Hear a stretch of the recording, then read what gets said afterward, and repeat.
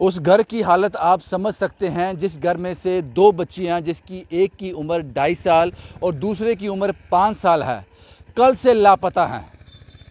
ये घर डिगियाना में है और माँ बाप रो रो कर बुरा हाल है। बच्चियों की उम्र 2.5 साल और 5 साल है।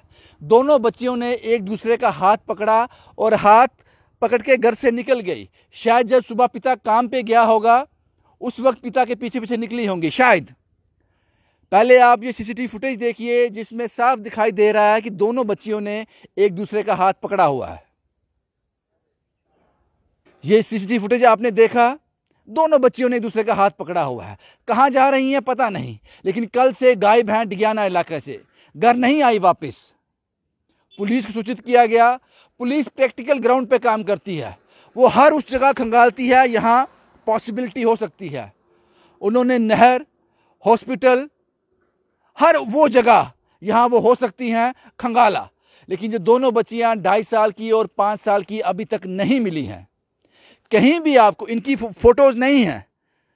इनके घर में माँ बाप के पास भी फोटो नहीं है, क्योंकि उनके पास एंड्रॉयड फोन ही नहीं है, फोटोज नहीं है। बस कहीं भी आपको 2.5 साल की और 5 साल की बच्ची किसी मंदिर में, किसी गुरुद्वारा में, किसी जगह बैठी हुई, क्योंकि ये कल से भूखी तो नहीं रही होंगी, किसी के पास जाकर कुछ मांगा होगा।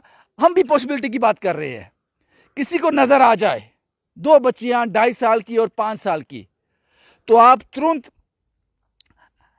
चौकी इंचार्ज हैं डिगियाना के बलबीर साहब, आप उनको कांटेक्ट कीजिए या किसी भी नजदीकी थाने को कांटेक्ट कीजिए।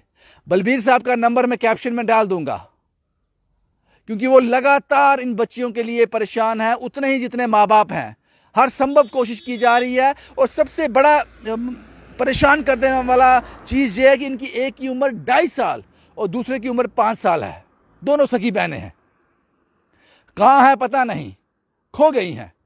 किसी गलत हाथों में चली जाएंगी तो फिर शायद दोबारा कभी मिले भी ना।